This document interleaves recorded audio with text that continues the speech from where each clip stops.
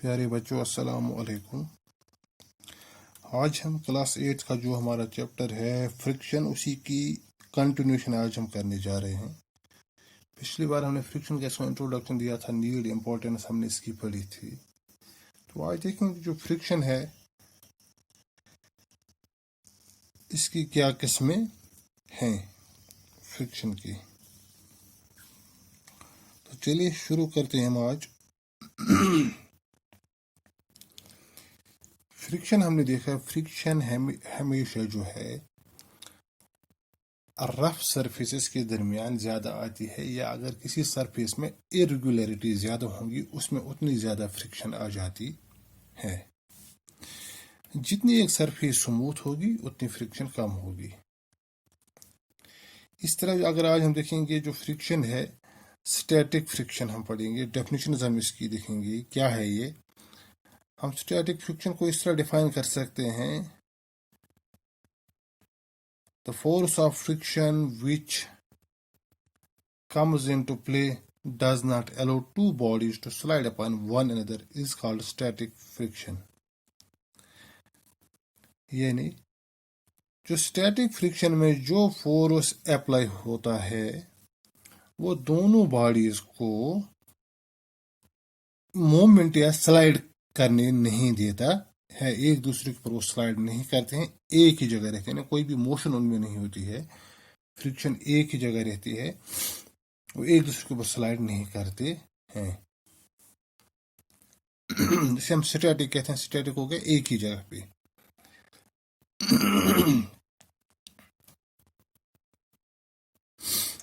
یہ self adjusting بھی ہوتا ہے،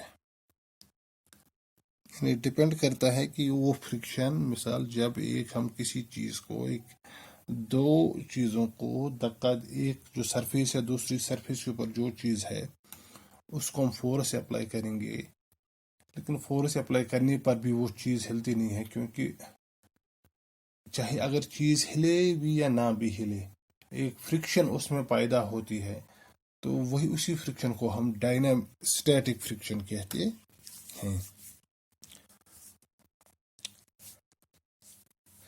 دوسرا ہے لمیٹنگ فرکشن۔ لمیٹنگ فرکشن کی ڈیفینیشن اگر ہم دیکھیں گے، the maximum static static force of friction comes into play when one body just slides upon another body is called limiting friction۔ جیسے ہم نے وہاں پہ اوپر کہا تھا سیلف ایڈجسٹنگ ہوتا ہے، یعنی ایک باڈی کو اگر ہمیں پش کرنا ہے، یعنی فورس ایک سیلف ایڈجسٹ ہوتا ہے کہ ہمیں اسے موو کرنا ہے یا نہیں کرنا ہے۔ اگر ہم کسی چیز کو دھکا دیں گے وہ موو نہیں ہو رہی ہے، تو ظاہر سی بات ہے ہم کسی اپنے فرینڈ کو اپنے ساتھ ہیلپ کے لیے اسے بلائیں گے، تو جب دو باڈیز کا فورس اپلائی ہوگا تو ڈیفینیٹلی وہ چیز موو ہو جائے گی۔ 2 3 4 جتنا اس وقت ہمیں نیڈ ہوگی اسی حساب سے ہم کریں گے تو ہم اس کو ہلا سکتے ہیں۔ یعنی وہ ٹائم ہے جب یہ اگر ایک آدمی نے فورس لگایا وہ باڈی ہل نہیں پائی، 2 آدمی آگے پھر بھی باڈی ہل نہیں پائی، جب 3 آدمی آگے انہوں نے فورس لگایا، پش کیا، تب وہ باڈی ہلی، وہ تھوڑی سی سلائڈ ہو گئی۔ اب یہ جو ہے اسی کو ہم یعنی تو میکسیمم فورس، ہم اسٹیٹک فورس اس پر اپلائی ہوتا ہے، پھر یہ چیز ہلنا شروع ہو جاتی ہے، اسے ہم لمیٹنگ فرکشن کہتے ہیں۔ ایک لمٹ ہوتا ہے اس کا، ہم نے دیکھا 2 آدمیوں کے یعنی لمٹ ایک ہوتا ہے، 2 آدمی اس کو ہلا نہیں پائے، لیکن جب 3 آدمی آگے 3 آدمی نے اس کو ہلایا، یعنی ایک لمٹ ہوتا ہے، اس لمٹ کو جب یہ کراس کرے گا اس فرکشن کو تو یہ چیز آٹومیٹک موو کرنا شروع ہو جائے گی، اس فرکشن کو ہم لمیٹنگ فرکشن کہتے ہیں۔ اس کے بعد ہے ڈائنامک فرکشن اور سلائڈنگ فرکشن۔ جیسے نام سے ہی پتہ چلتا ہے سلائڈنگ فرکشن، تو اس کی ڈیفینیشن ہم اس طرح بتائیں گے: the force of friction acting between the two bodies when they are sliding upon one another with a uniform speed۔ یعنی 2 باڈیز جو ایک دوسرے کے اوپر سلائڈ ہو رہی ہیں एक यूनिफॉर्म स्पीड से स्लाइड हो रही है, उसे हम डायनेमिक या स्लाइडिंग फ्रिक्शन कहते हैं। तो इस पर यह सवाल भी आता है कि हमेशा जो डायनेमिक फ्रिक्शन होती है वो स्लाइटली लेस देन, वो कम क्यों होती है लिमिटिंग फ्रिक्शन से। जैसा आपको पता है फ्रिक्शन किस तरह से पैदा होती है।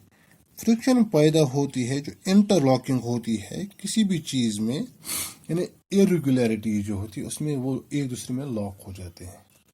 जितनी सरफेस में ज़्यादा इरेगुलरिटीज़ होंगी उतनी एक चीज़ में फ्रिक्शन ज़्यादा पैदा होती है। तो इसी तरह हम देखेंगे जो लिमिटिंग फ्रिक्शन है इसमें जो इरेगुलरिटीज़ होती हैं वो ज़्यादा होती हैं बनिस्बत डायनामिक फ्रिक्शन से। तो इसका सीधा सीधा मतलब है जो फोर्स हमें डायनामिक फ्रिक्शन में अप्लाई करना पड़ता है वो बिल्कुल कम होता है, क्योंकि इरेगुलरिटीज़ कम होती है, वो स्लाइटली लेस होता है लिमिटिंग फ्रिक्शन से। या हम इस तरह भी कह सकते हैं जो लिमिटिंग फ्रिक्शन में हम फोर्स अप्लाई करते हैं वो स्लाइटली ज़्यादा होता है डायनामिक फ्रिक्शन से। क्योंकि लिमिटिंग फ्रिक्शन जो है इसमें अगर हम देखेंगे जो सरफेस है और जो एक बॉडी है जिनके दरमियान ये फ्रिक्शन हो रही है उसमें जो इरेगुलरिटीज़ होती है इरेगुलरिटीज़ ज़्यादा होती हैं। इरेगुलरिटी ज़्यादा होने की वजह से इंटरलॉकिंग यानी एक दूसरे में फंसना, जिसे हम कहते हैं फंसा, किसी चीज़ में फंसाना, एक चीज़ को हम दूसरी चीज़ में फंसा के रखते हैं किसी भी चीज़ की मदद से, वही उसे हम इंटरलॉकिंग कहते हैं।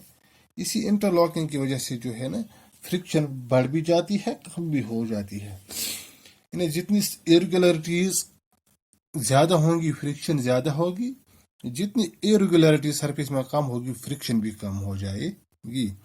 तो इसीलिए ये वजह है कि जो डायनेमिक फ्रिक्शन है वो हमेशा कम होती है स्लाइडिंग फ्रिक्शन से, क्योंकि स्लाइडिंग फ्रिक्शन जो है ये धीरे धीरे स्लाइड होती रहती है एक यूनिफॉर्म स्पीड से। इसका मतलब यह है कि इसमें जो इरेगुलरिटी सरफेस में होती हैं वो बहुत ही कम होती है बनिस्बत लिमिटिंग फ्रिक्शन के निस्बत। तो इसीलिए इसमें जो डायनेमिक फ्रिक्शन है ये थोड़ी सी कम होती है, यानी फ्रिक्शन कम होती है बनिस्बत लिमिटिंग फ्रिक्शन से, या लिमिटिंग फ्रिक्शन ज़्यादा होती है बनिस्बत डायनेमिक फ्रिक्शन से।